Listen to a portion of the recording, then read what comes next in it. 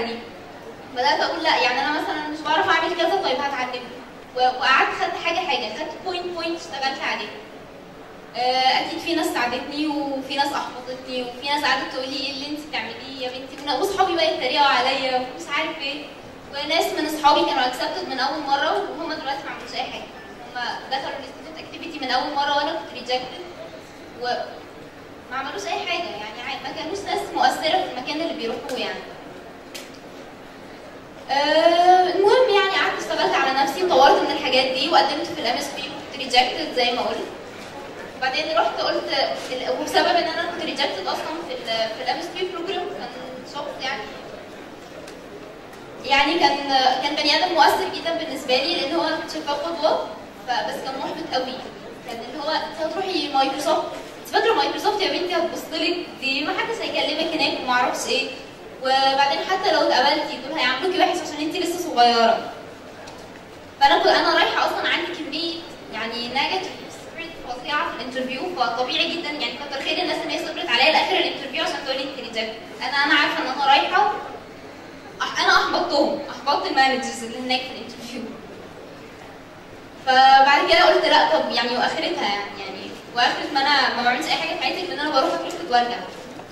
بدات اسال على الام اس بي بروجرام تاني لان انا كنت شايفه الام اس بيز اللي ببقى اكسبتد في السنه دي في السنه اللي انا كنت ريجكتد فيها من جامعتي كانت ناس، لا انا شايفه ان هم ناس كويسه، ناس بتفيد، ناس بتعمل حاجات، بتعمل ايفنت. ف زي جات لي نوتيفيكيشن كده اللي هو اكيد الام اس بي مش حاجه وحشه. رحت وقلت طيب هشوفهم بيعملوا ايه، فلقيت لا ان فعلا الام اس بي ده حاجه كويسه ومايكروسوفت بتعامل الناس كويس ومحدش هيزعلي عشان انا صغيره يعني كده يعني. فرحت قدمت في اكتيفيتيز ثانيه اصغر بقى يعني حاجات صغيره وبدات اتعلم، بدات اشوف اصلح نقطه. يعني مثلا قدمت لاكتيفيتي اكس مثلا كنت ريجكتد عشان انا كذا، اروح اصلح الحاجه دي واقدم تاني وابقى اكسبتد. لحد ما جت في سنه كده انا كنت اكسبتد انا فاكره في 7 اماكن مختلفه، واللي هو مش مصدقه نفسي انا السنه اللي فاتت كنت ريجكتد في حوالي 70 برنامج يعني 70 اكتيفيتي او حاجه. فبدات انا اللي هو انا لما صلحت من نفسي انا اللي بقول للناس سوري انا مش هقدر ابقى معاكم، يعني انا الناس بقت تقبلني وانا اللي مش عايزه. دي كانت اول خطوه شجعتني انه لا طب انا هكمل لحد ما هوصل تاني ان انا هبقى ام اس بي في الشركه الكبيره في مايكروسوفت وكذا.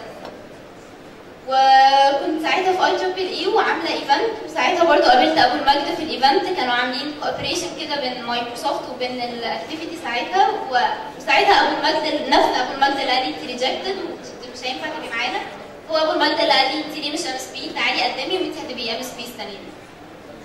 بتساعدك الام اس بي بروجرام مثلا بتساعدك ان انت النهارده تبقي موجوده في حاجه زي الابلكيشن فاكتوري انترنشيب بروجرام. يعني ده برضو احد البرامج اللي احنا كمايكروسوفت بنستقطب فيها الشباب. في حوالي 15 شاب موجودين عندنا في البرنامج ده هون بيتنقلوا بالمهارات المختلفه على الديفرنت تكنولوجيز بتاعت مايكروسوفت بحيث ان هم يقدروا يتعلموا التطبيقات، يقدروا يبتدوا يبرمجوا ويعملوا تطبيقات مختلفه على الديفرنت بلاتفورمز دي، منها يكتسبوا خبره، منها يبتدوا يفتحوا قنوات تديهم اكسبوجر اكتر على الديفرنت ماركتس او الاسواق المختلفه، يقدر من خلال التطبيق بتاعه انه يحقق ايا كان مكاسب سواء نوعيه او ماديه او خلافه. نهاد واحده من الشباب اللي جويند الانترنشيب بروجرام بتاع الاب فاكتوري، واحده من 15، والمثابره والاصرار والمقاوحه ورا ان هي لازم توصل وقدر ان هي تبقى موجوده في احسن حاجه بتتعمل مع مايكروسوفت هو يمكن اللي اعتقد وصلك للبرنامج ده، مش كده؟ اكيد الام اس بي يعني حاجه ما فيهاش كلام اصلا، اللي هو لو انت ما خدتش لو في سيشن مثلا انت رايح اتعلمت حاجه انت مش انترستد فيها فانت شفت ناس هيخلوك تتعلم حاجه انت حاببها. الموضوع كان مفيد بالنسبه لي من كل النواحي، يعني الحاجات التكنيكال واللي مش تكنيكال اللي بناخدها السيشن، الناس اللي حوالينا زي ما شريف كان بيتكلم انه بنحب الكومبيتيشن، فانا لما كنت بلاقي حد بيتعلم حاجه ويبقى شاطر فيها ويبقى تشامب، طيب انا كمان هبقى تشامب، فبقيت تشامب بوينت سبون 7.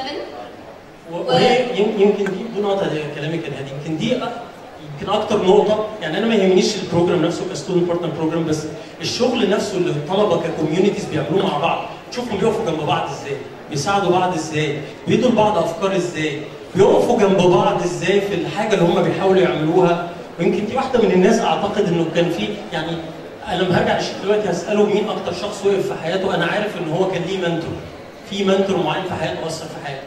انما اللطيف عند نهاد انه مفيش شخص معين اثر في حياتها، بس اشخاص كتيره جدا يمكن اللي اثروا في حياتها. ده اكيد. الفكره انه لما بتدخل جوه الكوميونتي، لما ما بتقفلش على نفسك، انا الفكره اللي هو انا قاعده بذاكر لوحدي، انا قاعده ما اعرفش حاجه عن حد ولا حد يعرف عني حاجه، فدي كانت مشكله. فلما رحت الام اس بي بروجرام وبقيت بتعامل مع ناس وناس بتعلمني وانا بعلم ناس، قدرت بعدها ان انا بقيت ترين. يعني بعد ما اتخرجت، لا يعني مايكروسوفت اللي في يوم من الايام انا كنت ريجكتد فيها ان انا ابقى ام اس بي، لا انا وانا متخرجه اللي هو تعالي وبي انترن معانا، فبقيت في الابلكيشن فاكتوري. يعني لو شفنا ده في مصر دوت بكره مثلا، دي من الحاجات اللي عجبتني جدا في البورتال، انه يا ريت من بدري كان في حاجه اصلا ان انا ممكن اسال حد، مش اللي هو انا عارفه واحد بس شاطر او انا بالصدفه كده قابلت واحد شاطر مثلا في مكان، فخلاص بقى هو الحد ده مصدر النولج بالنسبه لي. لو قال لي الحاجه دي وحشه الحاجه دي وحشه، لا نفسي في مكان اقدر ان انا اسال فيه ناس كتير. لو عندي فكره واحد احبطني الاقي ناس ثانيه تشجعني، الاقي كل واحد بيشوف الحاجه من وجهه نظره. ان احنا نربط الحاجات ببعض ونعرض افكارنا على بعض، وان انا الاقي منتور، دي حاجه يا ريتها كانت موجوده من بدري. يعني انا كل مشكلتي كانت في الفتره اللي هو قبل ما اعرف انا هعمل ايه، انا مش عارفه اعمل ايه، مش عارفه ابدا منين، عماله بقدم في اي حاجه وخلاص. فكنت بسعى، يعني بصراحه كنت بسعى، بس ما كانش عندي تخطيط لاي حاجه، انا بروح وخلاص. شكرا نهاد، شكرا.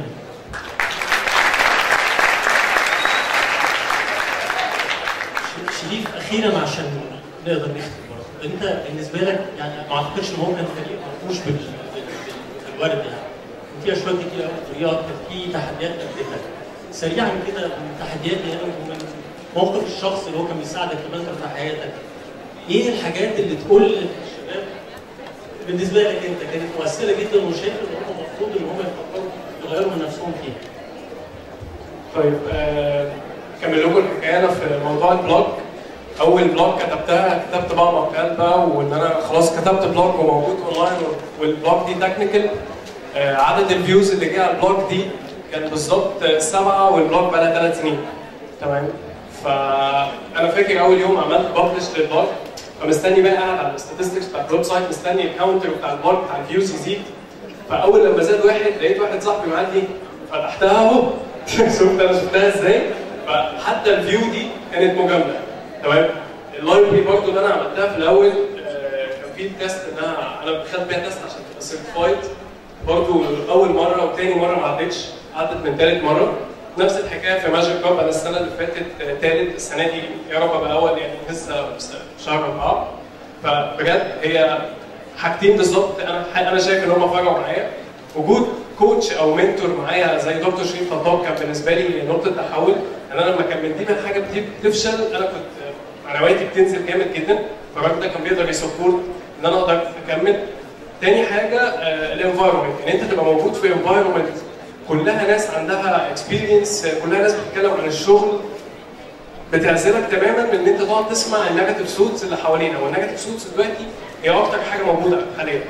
فعلى فكره باي ذا واي كمان البورتال دي اكتر حاجه شدتني فيه موضوع المنتور، ان انا شفت تاثير ده في حياتي. ف يعني اي هايلي ريكومند ان كل الناس تشوف حد قدوه او حد منتور يكون سكسس ستوري يقدر يفولو معاه. بس ثانك يو. شكرا شريف.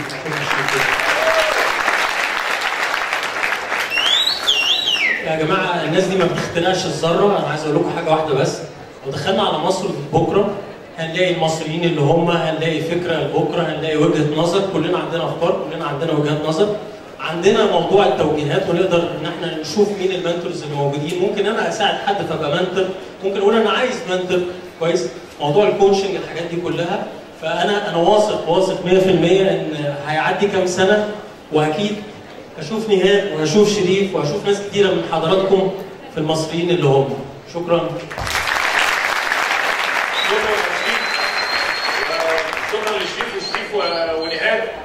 ودلوقتي انا عايز اقول حاجه بس، انا عايز اشكر كمان، عايز اعمل شكر كمان. انا من ساعه ما جيت وانا عمال اشكر، بس المره دي شكر مهم شويه. الشكر ده دلوقتي بجد يعني اكتر ناس تستحق الشكر في كل اللي احنا عملناه ده انتوا. فانا عايز اسمع اكبر تسقيفه ليكم.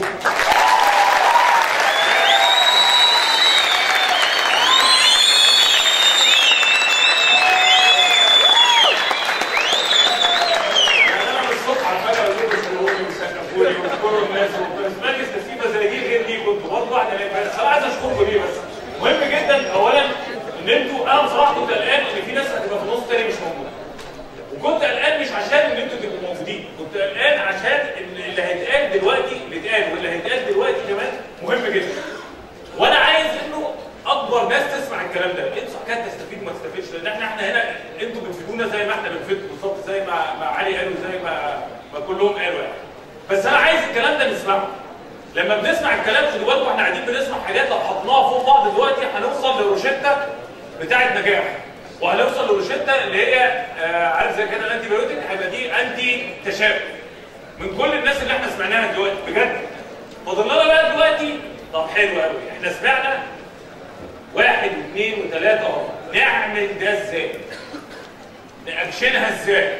على رأي NBC كويس؟ ازاي نأكشن الكلام ده؟ انا جوايا حاجات خايف منها، انا خايف اعمل كده لحسن اقع. طب ما انا قبل ما افكر انط هنا، طب ما ده انا ممكن ركبتي تتكسر وانا راجل النهارده في اواخر العشرينات من عمري كويس؟ مش فاهم بتضحكوا عليه. مش اي حاجه تضحك خالص، اواخر العشرينات مفيش اي حاجه تضحك بس ماشي يعني كويس؟ فانا لو عملت كده ممكن اقع وايدي تتكسر ومش عارف ايه، هفضل طول عمري واقف في الحته دي زي ما عمر قال بالظبط، اللي هو حته ايه؟ لو انا يعني عارف ان في قرار ده هيبقى ليه سلبيات احسن من اللي انا فيه دلوقتي، لا هاخدها، والا انا هفضل واقف مكاني دلوقتي.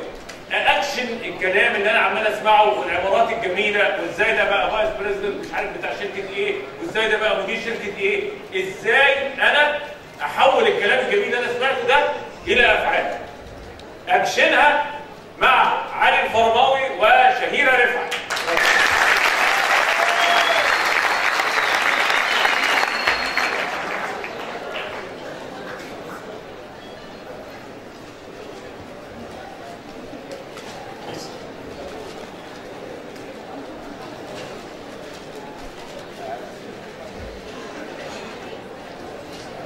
شهيرة بتهيألي انت لو كنت عارفه ان السيشن بتاعك اسمه اكشنها كان ممكن تترددي شويه في ان انت تيجي. طب اسمحوا لي الاول ان انا اعرفكم بشهيرة. اول ما ابتدينا نتكلم على مصر دوت بكره وابتدينا نتكلم على فكره المنتور شيب والكوتشنج، يعني احنا في الشركات العالميه عموما ده بيبقى براكتس، يعني بيبقى شائع، ناس كتير بيبقى البرامج دي برامج التوجيه والمعاونه، تحاول التوجيه والارشاد معايا، التوجيه والمعاونه وكده بتبقى منتشره. ابتدينا نشوف مين اللي ممكن يساعدنا في الموضوع ده. كان نفسنا في حد يبقى اولا سنه قريب من الشباب اللي احنا بنحاول نكلمه، تاني حاجه دارس، تالت حاجه عنده تجربه وعنده خبره، ورابع حاجه عنده استعداد يدي من وقته ومجهوده للكوز ده.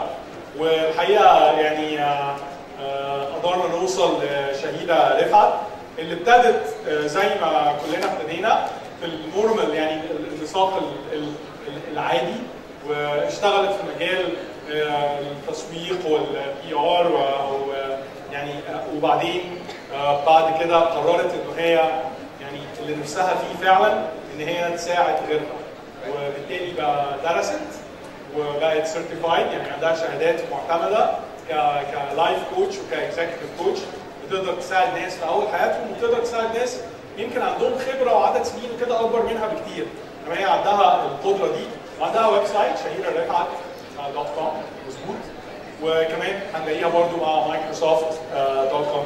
شهيرة قدمتك مظبوط ولا نسيت حاجه؟ لا تمام. ممكن تقولي مره كمان يمكن ايه اللي خلاكي تاخدي الدايفرجن ده؟ انت كنت ماشيه كويس في البيزنس وورلد. انا قعدت 10 سنين في علاقات عامه، وبعد كده قررت ان مش هو ده اللي انا عايزه اعمله، او ما حسيتش ان انا بدي اللي انا عايزه اديه للناس. فقررت ان انا اخد وقفه مع نفسي، واخد قرار ان انا اقعد ادور ايه الحاجه اللي انا حباها، اللي انا عايزه بيها احقق حلمي، او الحاجه اللي انا نفسي ان انا اقدمها للناس. فدورت كتير لغايه ما توصلت ان انا كان دايما قعدت اسال نفسي اسئله معينه، ايه هي الحاجه اللي انا مهما الناس قالوا لي ما تعمليهاش هعملها. فجوزي قال لي ان انت تبطلي تخلي مشاكل غيرك هي مشاكلك. فحسيت ان انا هي دي البدايه. فقعدت دورت لغايه ما عدى عليا حاجه اسمها لايف كوتشنج. قعدت دورت في النت، عرفت اكتر على موضوع اللايف كوتشنج لغايه ما لقيت ان هي دي حاجه فعلا، هي دي اللي يعني بتمثلني، او هي دي اللي هتخليني اوصل للي انا عايزه اقدمه في الحياه، يعني او ان هو هدفي في الحياه. فدرست، الناس اتريقت عليا وضحكت عليا كتير، وكان يقعد يقول لي ايه يعني لايف كوتشنج دي، يعني هتعمل لنا ايه، يعني هتفيدينا ازاي؟ كابتن مدرب. ولكن من كتر ما انا كنت يعني حقيقي كنت يعني بليفر ان الحاجه دي فعلا هي دي اللي هتفيد الناس وهتخليني احقق حلمي، فكملت فيها لغايه الاخر. طب احنا دلوقتي عندنا تجربه يعني حيه لايف اكزامبل. احنا المكان ده المدرج ده فيه مجموعه من الناس عندها بعض الخبرات وبقالها شويه بتشتغل، في ناس في بدايه حياتها، والناس كلها سمعت وجهات نظر مختلفه بتقول ان انت الموضوع في ايدك انت، وانت الماستر اوف يور شيب، وانت انت الكابتن اوف يور لايف، انت اللي هتعمل وانت اللي هتسوي والكلام ده. ممكن الكلام ده يبقى يعني كلام لطيف، ممكن الكلام ده نحاول ناخده نتحرك بيه فعلا. فانت دلوقتي عندك تجربه ان انت تاثري في حوالي 400 او 500 واحد موجودين معانا دلوقتي، صمدوا معانا بعد الغداء. دي مش حاجه سهله، مش حاجه هينه، مسؤوليه برضه. مسؤوليه. طيب نتكلم نقطه البدايه، هبتدي منين؟ احب بس ابتدي اقول ان ده فخر ليا ان انا قاعد هنا، وان انا بتواصل معاكم كلكم، لان انا من 6 سنين ما كنتش احلم ان انا ممكن ابقى قاعده هنا عشان اثر في حياه حد. فمبدئيا دي يعني بالنسبه لي انا بشكركم ان انتم مديني الفرصه دي ان اقدر ان انا اقول حاجه ممكن تفيدكم في بكره. فابتدي اقول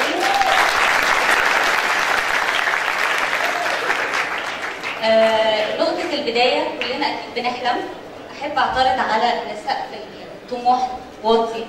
احب اقول ان احنا مش عايزين له سقف اصلا، يعني يا ريت نشيل السقف من اساسه، لان لازم احلامنا تبقى كبيره. كل ما حلمنا بيبقى اكبر كل ما بيبقى عندنا العزيمه والاراده ان احنا نتقدم اكتر.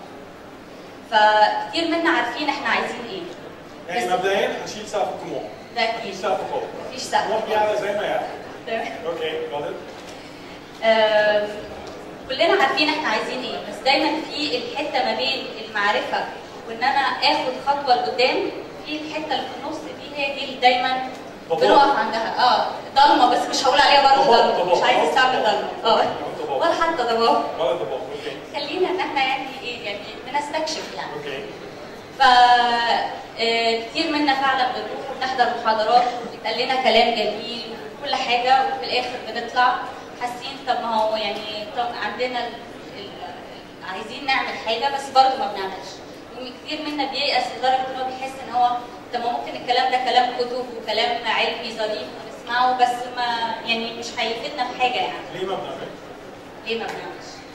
اهم حاجه ان احنا يبقى عندنا يعني رؤيه واضحه احنا عايزين ايه. تحت الرؤيه الواضحه دي في 3 حاجات.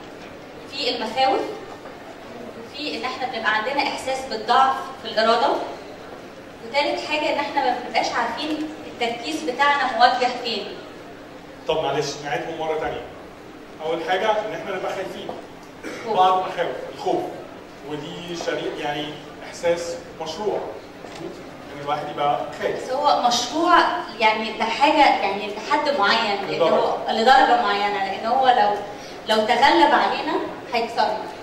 وقلتي غير الخوف، الاحساس بالخوف، انه احساس انه الواحد مش في ايده كل حاجه، يعني انه مش مستعد او مش كل حاجه تحت ايده عشان يتحرك. مظبوط؟ وثالث حاجه قلتي مش عارف يركز فين. تركيزه مش عارف هو فين. تركيزه مش واضح، او رؤيته للحياه مش واضحه. اوكي. طب نعديهم ازاي دول؟ نعديهم ازاي؟ الاول المخاوف. في كتير منا جدا عارفين مخاوفهم ايه، يعني مش كل في عارفين وفي مش عارفين، بس اهم حاجه ان احنا نعرفها مصدر المخاوف بتاعتنا دي نابعه من ايه. لان كتير قوي بنبقى اللي هو خايفين، في منا مثلا كتير قوي اكيد منا بيخاف من الفشل، دي حاجه عاديه. بس لو قلت لحد ان ممكن انت يكون عندك خوف من النجاح، الناس هتستغرب. يعني ازاي اخاف من النجاح؟ اكيد انا عايزه انجح وعندي يعني الاراده ان انا عايزه انجح وعايزه ابقى حاجه، ليه اخاف من النجاح؟ الحته دي لما بتخاف من النجاح لما بنكون رابطين النجاح بحاجه سلبيه. ممكن يكون مثلا مثال النجاح عندي شخص معين بس انا ما بحبوش او مش عايزه ابقى زيه، بس هو فعلا ناجح في حياته. فكل ما حاجه اقرب للنجاح كل ما هبعد عن النجاح اكتر، لان انا مش عايز ان انا ابقى نفس زي الشخص ده. يعني ان انا مثلا اكون عايز ابقى فنان ناجح زي مايكل جاكسون، بس انا ما بحبش لا شخصيه ولا طباع ولا الحاجات اللي بالظبط. مايكل جاكسون. فابتدي كل ما اقرب ان انا ابقى مايكل جاكسون الاقي نفسي برجع 10 خطوات لورا. فمهم جدا جدا نعرف احنا رابطين النجاح بايه؟ هل هي سلبيه ولا ايجابيه؟ وهل معنى كده ان احنا لازم ممكن تفكري ان انت في نماذج مختلفه للنجاح تبعدي عن اللي هم شكلهم سلبي؟ ما ساعات ما بنبقاش عارفين ان احنا عاملين الاسوسيشن، فمهم جدا نعرف مصدر المخاوف بتاعتنا دي نابعه من ايه. اول ما هنعرف هي ايه هنبتدي ان احنا نتعامل معاها احسن. ممكن حد زي كوتش او منتور يساعدنا في الوصول لمصادر الخوف او مصدر. لان يعني من ناحيه الكوتش، يعني من وجهه نظر الكوتش ان كل واحد فينا هو اكتر واحد اكسبرت في حياته، فانا مش هقدر ان انا اقول لحد انت تعمل الحاجه الفلانيه دي ازاي، لكن اقدر ان انا اساعده ان هو يطلعها من جواه ازاي ان هو يقدر يعملها. يعني حتى انت ككوتش اكتر حاجه ممكن تعمليها ان انت تساعديني اشوف الطريق شويه، انما الشغل عندك واساعدك اوصل له. لازم يبقى عندك العزيمه والكوميتمنت والالتزام، يعني في حاجات لازم تبقى عندي، لازم تبقى كله نابع من، يعني الاكشن كله نابع من جوايا. حاجه بقى الفشل، يعني كتير قوي الفشل ده حاجه، يعني كلمه يعني ما بحبش ان حد يستعملها قوي، لان كل ما هربط نفسي بكلمه الفشل كل ما هلاقي نفسي بضعف اكتر. فممكن ان انا بدل ما اقول كلمه فشل او ان انا مريت بتجربه وفشلت، يعني بدل ما اقول فشل ممكن اقول ان دي نتيجه التجربه اللي انا خضتها، ان دي نتيجه، لان كل تجربه بنخوضها بيبقى ليها نتيجه، والنتيجه دي اللي بنتعلم دايما منها. فلو انا برضو عملت الاسوسيشن بتاعت الفشل ان هي نتيجه، هقدر اخد منها حاجات كتيره قوي او اتعلم منها حاجات. بس هل انا كده بحاول يعني اجمل الحاجه ولا قصدك انه من الاول خالص لازم اكون مستعد للاثنين؟ لا، هي مش حكايه ان انا بجملها، هو في علم هو ما هوش جديد، بس هو علم ممكن يعلمنا حاجات كتيره قوي اسمه نيورو لينجويستيك بروجرامينج. اوكي. هي البرمجه العصبيه اللغويه. بس واضح في اي حد متخصص في البرمجه العصبيه اللغويه يجي كمان معانا القعده. اوكي، ممكن تقولي اللي انت عايزاه، هنوافق على حاجات هو ازاي ان احنا يعني حاجات بنستوعب الافكار ازاي وبنترجمها ازاي لافعال. فلو انا مثلا الفشل عندي وهربطه بحاجه ايجابيه، كل ما هيبقى عندي يعني افعالي انا هتبقى ايجابيه اكتر. ابتدينا نتحرك شويه. طيب بس برضه يعني زي ما يمكن كان عمر بيتكلم انه فرص الناس دلوقتي ممكن تكون اكتر من قبل كده، مينلي لانه العالم اوسع، بس برضه العالم اوسع وما بيبقى فيه اختيارات كتير قوي، دي برضه حاجه تلخبط، عكس الفوكس اللي انت بتتكلمي عليه. مظبوط؟ هنوصل لموضوع الفوكس ده ازاي؟ احب اقول برضه في نقطه مهمه جدا اللي هي حكايه الاحساس بالضعف. مش ممكن انا هصحى الصبح لو انا عندي اكتئاب وعندي احباط ومش مبسوطه بحياتي وحاسه ان كل حاجه ضلمه وسودة، هقدر اقول ان انا هصحى الصبح اقول انا هغير الكون وهعمل وهحقق احلامي وهعمل كل الكلام ده كله. في حاجات كتيره جدا مهمه بتبقى سلبيات في حياتنا، لو احنا قدرنا ان احنا نتخلص منها هنقدر ان احنا نشيل حمل جامد كتير قوي من على كتافنا. حاجه من الحاجات دي ان انا ممكن افضل ان انا اصحى الصبح كل شويه الوم نفسي. اللوم ده بيولد طاقه يعني سلبيه. ممكن ان انا ابتدي اقول ان انا ضحيه الظروف او ضحيه اللي حواليا او ضحيه نفسي، او ان انا يعني انا اللي عملت في نفسي كده. فالحاجات دي برضه بتولد جوانا سلبيات، فما بتدفعناش لقدام. وان انا احكم على نفسي ان انا مثلا فاشل او ان انا فاشل او غير قادر او ما اقدرش ان انا احقق الحاجه الفلانيه، برضه دي بتولد برضه طاقه يعني سلبيه. فلو قدرنا ان احنا نتخلص من كل الحاجات دي كلها، يعني فعلا يبقى عندنا ايمان بنفسنا ان احنا قادرين ان احنا ممكن نحقق احلامنا، دي برضه خطوه ايجابيه ممكن تودينا لقدام. احنا كده بنعدي من الخوف وبنعدي من الاحساس بالضعف.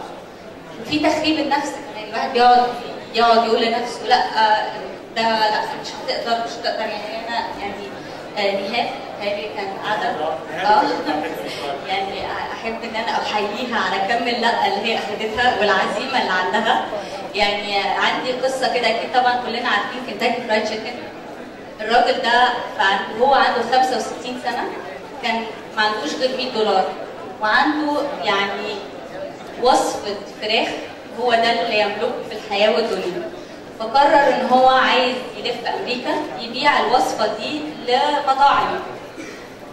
فكل ما يروح لحد يضحك عليه، يروح لحد تاني يضحك عليه. يعني انا عايزه اسالكم يا تفتكروا مثلا كام لقه ممكن تاخدوها عشان تحسوا باليأس؟ 3 بس. 3 او دينر بوكس. سينجر. الراجل ده اخد 1009 لقه. 1009 لقه عقبال ما حد اقتنع بيه ووافق ان هو شغال. فلازم يبقى عندنا دايما العزيمه ان احنا ما نيأس، الامل دايما في بكره، الامل دايما فينا مش في حد تاني، فينا احنا. لازم نبتدي بنفسنا، عمر ما التغيير بيبتدي في الناس اللي حوالينا او ان احنا نغير الناس اللي حوالينا. دايما التغيير بيبتدي منا احنا من جوانا.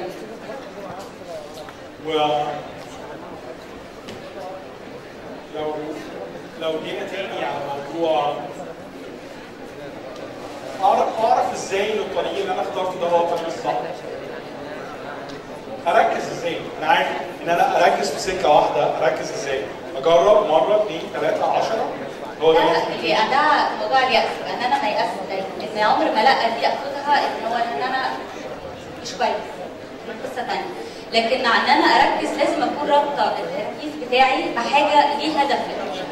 بس ممكن في وقت من الاوقات ان انا اقرر انه لا السكه دي مش مظبوطه واغير طريقي. ده لازم، يعني مش لازم ان احنا نبقى مربوطين بحاجه معينه، لان انا وانا ماشي اكيد هتعلم حاجات جديده، فهضطر ان انا اخد طرق ثانيه. فمش لازم ان انا هو طريق واحد هو ده وافضل ماشي عليه، بس لازم يبقى هدفي قدامي شايفاه. يعني زي ما كان عمر بيقول كوكاكولا كان بيقول ان انا دايما في صوره النجاح قدامي. دي برضه حاجه اللي هي نيورو لينجويستيك بروجرامينج، ان انا ببقى رابط النجاح بصوره معينه في ذهني، هي دي اللي دايما بتفكرني انا رايح فين. طيب القرارات الكبيره بقى. القرارات الصعبه، القرارات الكبيره. القرارات لازم يعني القرارات دي دايما بتبقى صعبه، مفيش حد دايما بالنسبه له انه ياخد قرار في حاجه سهله.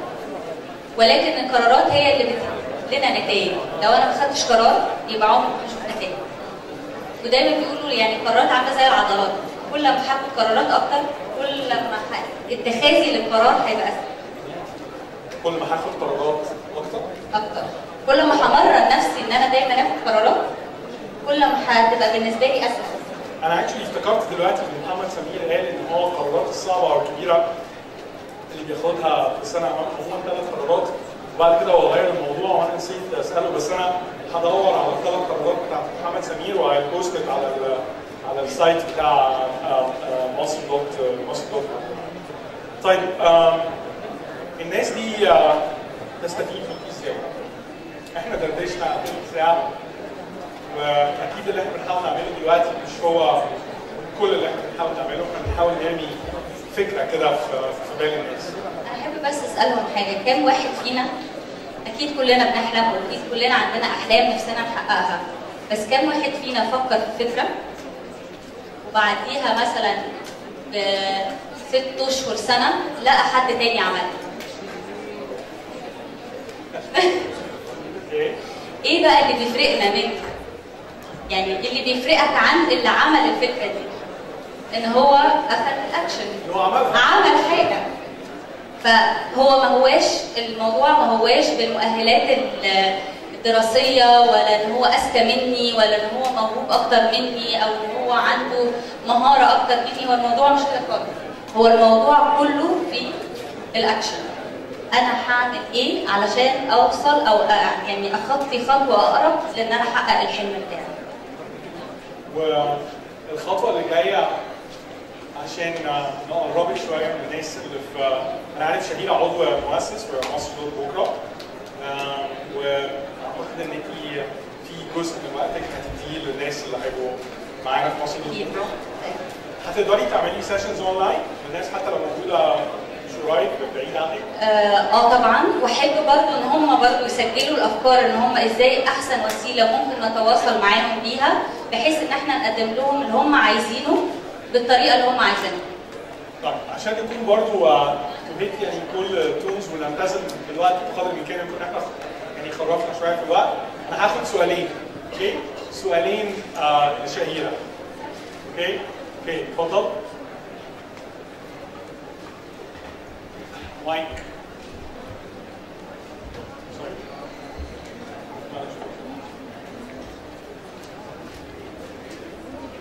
عايز اسال حضرتك سؤال، ازاي لو الانسان شعر في لحظه واحده ان هو فشل، ازاي يحول الفشل ده لطاقه ايجابيه تقدر تقويه وتبقى مثلا يعني حاجه دافعه ليه قدام؟ يعني ازاي تحول الفشل الى حاجه ايجابيه؟ ما انا زي ما كنت بقول الاول، حاول تعرف سبب الفشل او احساسك بالفشل ده سببه ايه؟ هل هي مخاوف ولا هل هو احساس باليأس او يعني حاول تعرف اساسه ايه عشان تقدر ان انت تتعامل معاه. ولما تعرف الاساس ده ايه حاول ان انت تربطه بحاجه ايجابيه. بلاش تستعمل كلمه فشل، استعمل كلمه نتائج.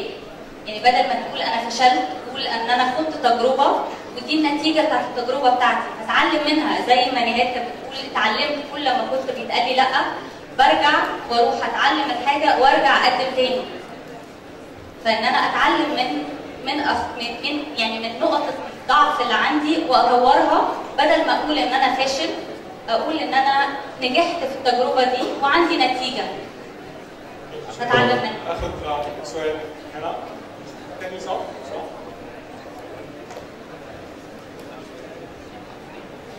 اولا انا عايزه اشكركم على تواضعكم بجد. تاني حاجه عايزه اعرف لو انا بعمل حاجه ازاي اعرف ان انا ماشيه في الطريق الصح عشان اوفر وقت ومجهود غلط. هتبقي عارفه ان انت يعني ماشيه في الطريق الصح كل ما بتخطي خطوه لقدام بتوصلك اقرب للهدف بتاعك. فبتبقي حاسه بتبقي عارفه طول ما انت عارفه ان انت بتوصلك خطوه اقرب للهدف كل ما بتبقي عارفه ان انت ماشيه في الطريق الصح. طيب بعد اذنك معلش لا مش اللي انت شاورت لي عليه اللي وراه. لو سمحت ممكن ميكروفونكم. انا طبعا قلت سؤالين بس بسبب الاعداد اللي طالعه. وبعدين رئيس اتحاد الطلبه كريم برضه عايز سؤال فلازم يعني نوصل فيه شويه عشان واسطه. دلوقتي يعني حضرتك قلتوا من بدايه الاتحاد ده ان الامكانيات بالنسبه للشباب دلوقتي اكتر، الادوات اكتر، لكن هو في نقطه مهمه جدا هي عامله قيد لاغلب الشباب هي مساله الثقه بالنفس او الروح الانسانيه. الجزئيه دي محتاجه علاج يعني زي ما حضرتك كده لايف كوتشنج حد بشكل خطوه بشكل مستمر او متصل بيها بشكل مباشر او يبقى في سنتر يتعمل نوعيات من الناس زي كده بحيث ان هو ينطلق يعني عنده امكانيات عاليه جدا لكن مش قادر يستخدمها. يعني حل القصه دي ازاي؟ شكرا جزيلا. ممكن حضرتك معلش تدي الميكروفون اللي قدامك. اوكي؟ بيطلع عليه وشهيره هتجاوب سؤالين وبعدين كريم هو انا بس كنت عايز اسال سؤال، يعني حضرتك تنصحي بايه لو في صراع ما بين حاجه انا عايزها وبين حاجه انا اقدر عليها؟ يعني هل في حدود مثلا لقدرات البني ادم او what you want or what you can؟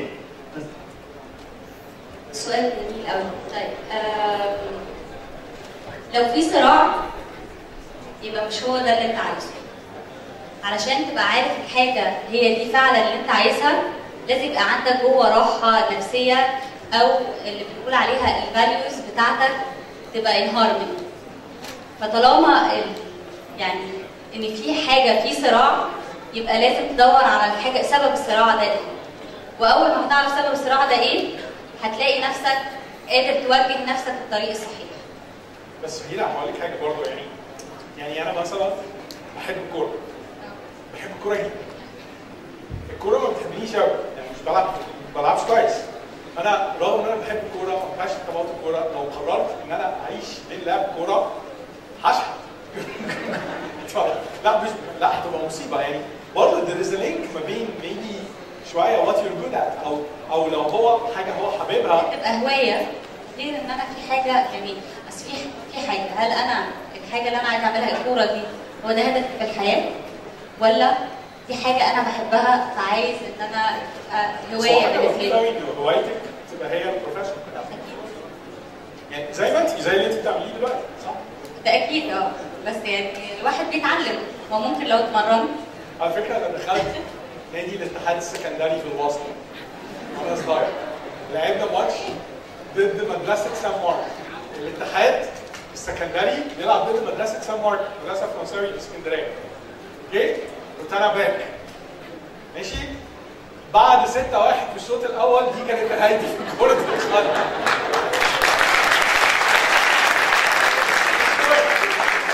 سوري كريم.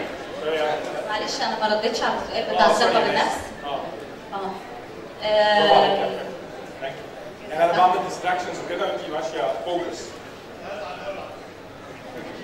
لا ما تقلقش والله واخده بالي. الثقه بالنفس كتير قوي ما هي دايما بيبقى اساس اللو انرجي او اللي هو الاحساس بالضعف، دايما بيبقى نابع من عدم الثقه بالنفس. فدي حاجه برضو مهمه لازم الواحد يشتغل عليها. كل ما يعني هي بتفرق، الواحد بيقول لنفسه ايه؟ هل انا مثلا انا قادره ان انا اعمل كده، او ان انا يا اما بكسر في نفسي يا اما ببني نفسي.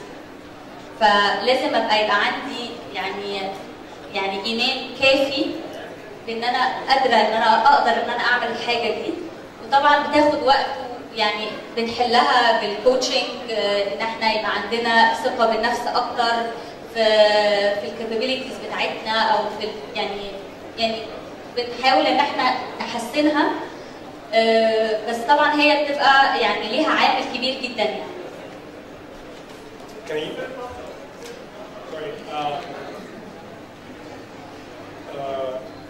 طب كريم ممكن نخلي طالب برضه؟ اتفضل. شكلنا مش هنروح. اتفضل. لو الدافع اللي بيخليني ادور على النجاح هو مشكله جوايا ان انا عايز احس بقيمتي، دي مشكله بالنسبه لي، ولا دي حاجه هي المفروض تكون انا بدور على قيمتي في انجازاتي، فلما ما اعملش انجاز احس ان انا ماليش لازمه، احس ان انا ماليش قيمه. هو ده المفروض، ولا في حاجه تاني تخليني احس بقيمتي من جوايا؟ ليه بتحس ان مالكش لازمه؟ لاني بحكم على قيمتي في انجازاتي اللي بعملها، فمش لاقي انجازات بحس ان انا ماليش قيمه لان ما عنديش انجاز او ما عنديش نجاح. وده المفروض ان انا اعيشه، ولا انا المفروض جوايا احساس بالقيمه ذاتي، ومن منطلق احساسي بالقيمه ده انا بدخل انجازات بحاول انجح. كتير قوي يعني. اصل لو انا هحكم على نفسي بالانجازات اللي انا عملتها، ممكن تكون يعني ممكن ما تكونش حاجه يعني كبيره بالنسبه لنا، فاكيد انت هتروح حته ثانيه خالص، تلاقي نفسك عمال ترجع لورا لورا لورا. الحاجه تاني ممكن اشوف فيها قيمتي غير الانجاز اللي بعمله هوايه. هي كلها انت شايف، انت باصص للموضوع ده ازاي؟ لو انت شايف ان انت ممكن تكون بتعمل حاجه كبيره قوي، بس في نظرك انت شايفها مش انجازات، مع انها هي ممكن تكون انجازات فعلا. فيمكن محتاج ان انت تغير او منظورك لتعريفك للانجازات، عشان تقدر ان انت تخليه مصدر للالهام ليك، او ان هو يحفزك اكتر ما هو بيكسرك. ده اللي كنت لسه بقول عليه، التخريب الذاتي.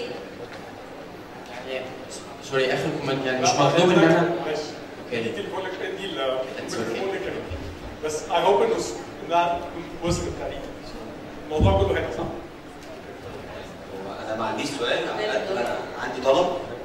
طبعا احنا شفناه النهارده نجاح قوي جدا للمجموعه، ونجاح قوي لانت، واعتقد الناس كلها انبسطت. فاحنا عايزين نكمل من ده، هنكمل مع حضرتك في القياس الشهيره. احنا محتاجين ان احنا يكون في طريقه فعل. حضرتك اتكلمت عن مصر بكره، موقع قوي جدا، محتاج ان احنا يبقى عليه الطريقه نشتغل ازاي. اللي بيفرق التنميه البشريه عن اللايف كوتشنج ان بيقول لنا احنا هنعمل ايه. التنميه البشريه بيقعدوا يتكلموا كتير كتير كتير، يقول لك احلام ويدينا هوب وامل كويس قوي. احنا محتاجين منك بقى ان انت تقول لنا ازاي نكسر الخوف اللي عندنا، تقول لنا ازاي نحدد هدفنا، ايه الفرق بين الهدف والحلم. معلش محتاجه اقطع بقى في الحته دي، لان انا مش انا اللي هقول لك تعمل ايه. انت اللي هتقول لي هتعمل ده ازاي. مع بعض هيفرق الموضوع، مع بعض كمان في ان احنا ازاي نعلم الناس ونشتغل مع الناس ان هم يفكروا ونديهم البوزيتيف، ان احنا نديهم الحاجات الايجابيه ونديهم الدعم دوت هيفرق كتير قوي. هو الناس محتاجه ده، محتاجه كمان نقول لهم ازاي. في ناس عندها مشكله ازاي، بمجرد من كلمه منك بيفرق معاهم قوي، بمجرد ان انت تحاول تحطهم على اول الخط هو هيكمل. ونقول لهم ان هم ما يبقوش ماشيين في خط واحد كلهم، نحاول نقول لهم ان انت تبدا يبقى عندك شكل مختلف كريتيف شويه. بس اشكرك فندم.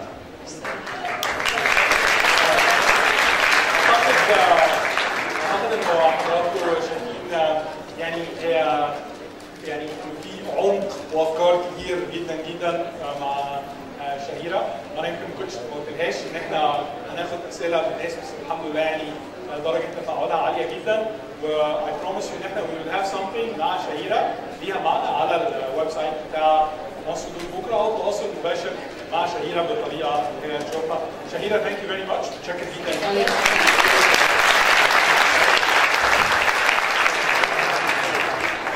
اوكي انا عندي few minutes اخلص بيها اليوم ده. كام كلمه كده عايز اقولها لكم. مبدئيا انا مش بتاع يعني مش بحب عاده الناس اللي هم بيقولوا انا عايز اعمل حاجه وبعدين يعملوها. عاده انا يعني بعتبر خلاص اللي قال كلمه المفروض ان هو يعملها.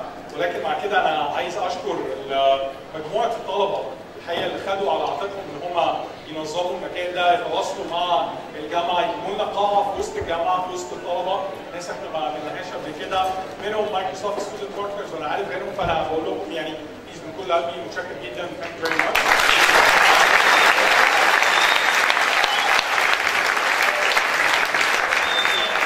برضه اسمحوا لي ان انا اشكر ال 14 او 15 بيا عضو مؤسس لمصر دوت بكره.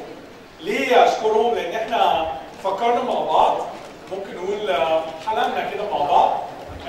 انا وخدنا فتره عايزين نعرف احنا هنحاول نعمل ايه بالظبط.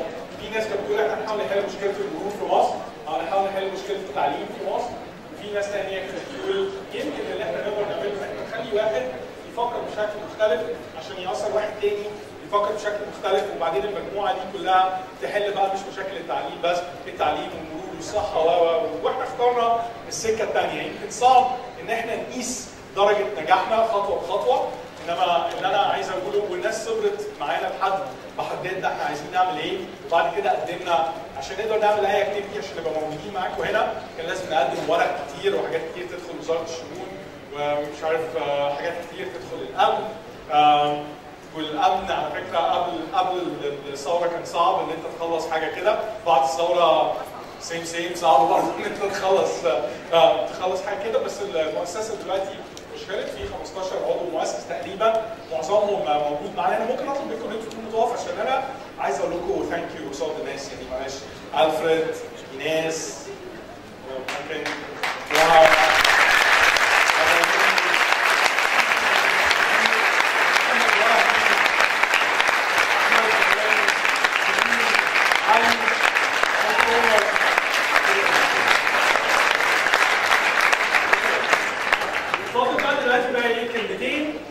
بينا وبين بعض.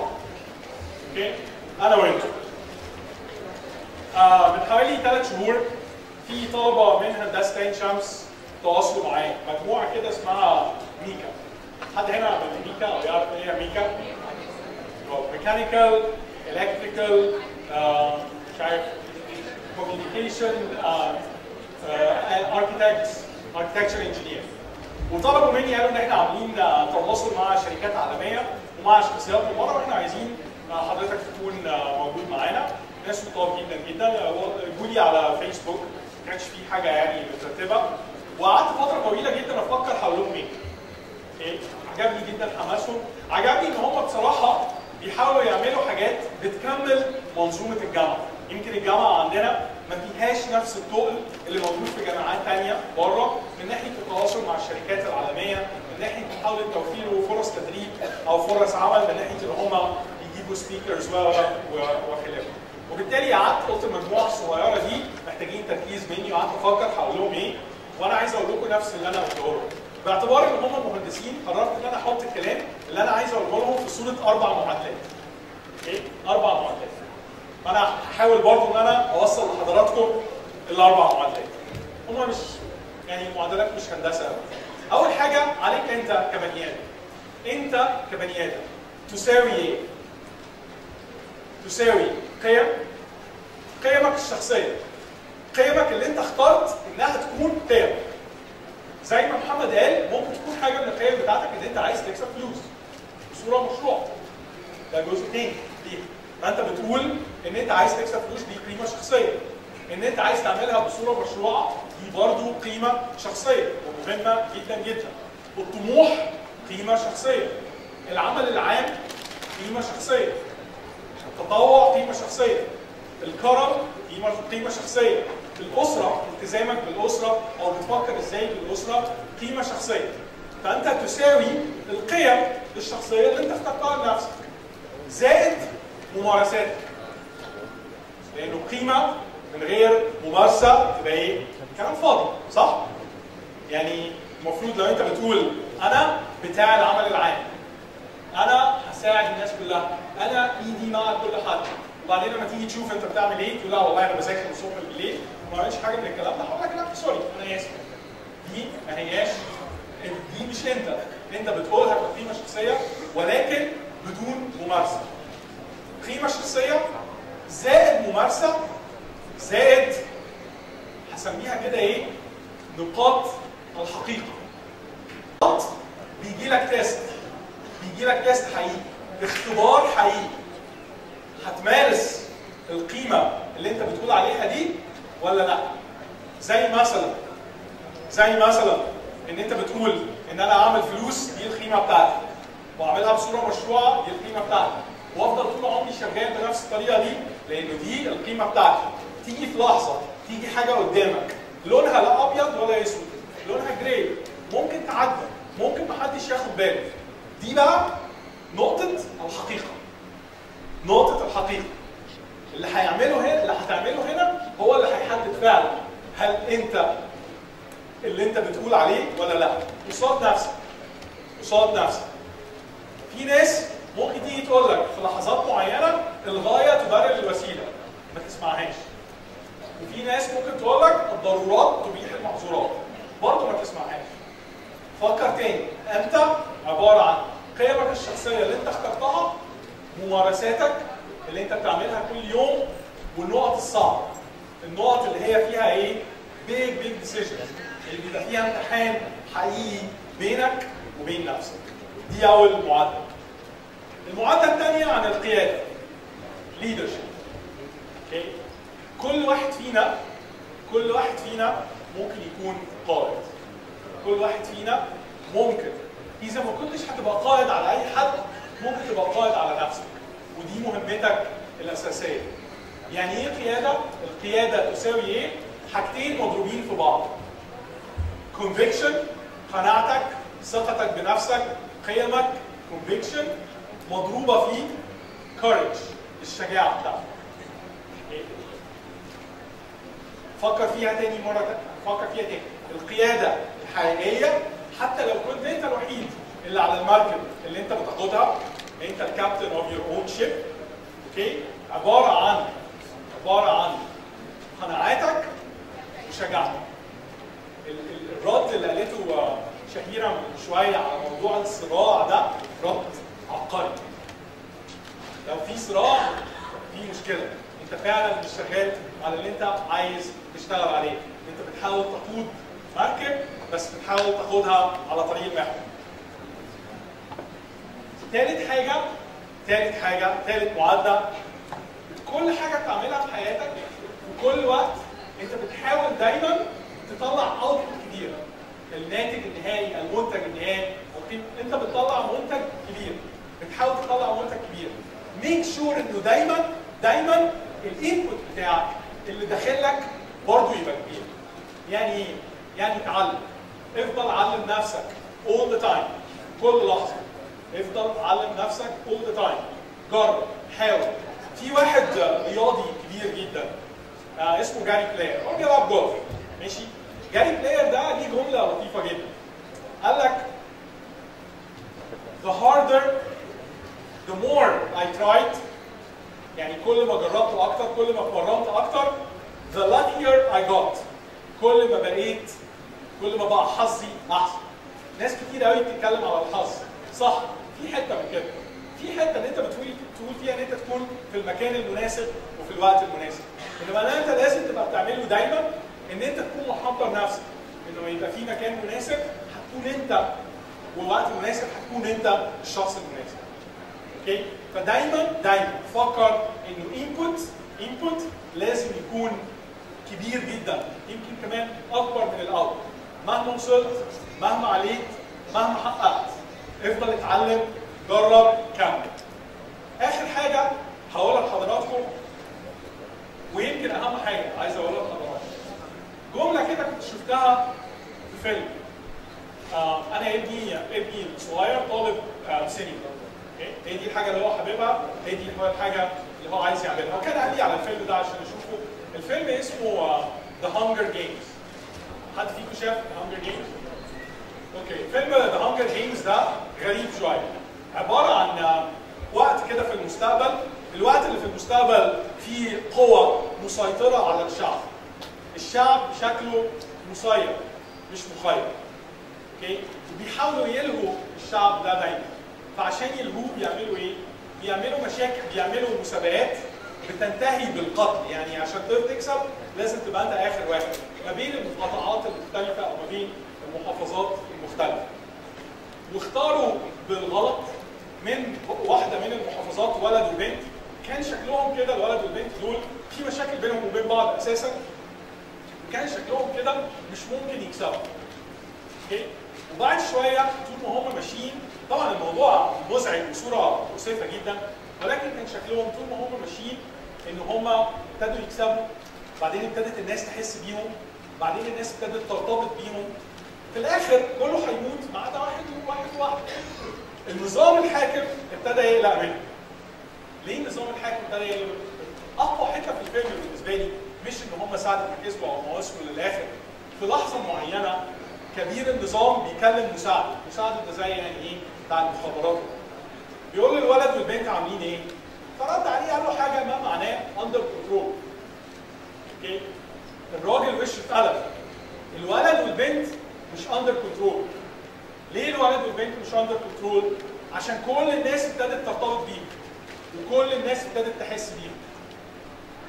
الناس ابتدت تقربهم وتبتدي تربطهم بنوع من الامل. ابتدوا بالنسبه لهم يبقوا امل. الراجل بقى كبير النظام موطي على الراجل اللي جنبه قبل ما يرفدوا ويموتوا كمان في الاخر، قال له no one thing، اعرف حاجه واحده. hope الامل is the only emotion، هو الشعور الوحيد that is bigger than fear، stronger than fear، اللي هو اقوى من الخوف. الامل اقوى من الخوف. مصر وبكره وانتوا يعني امل ومفيش خوف.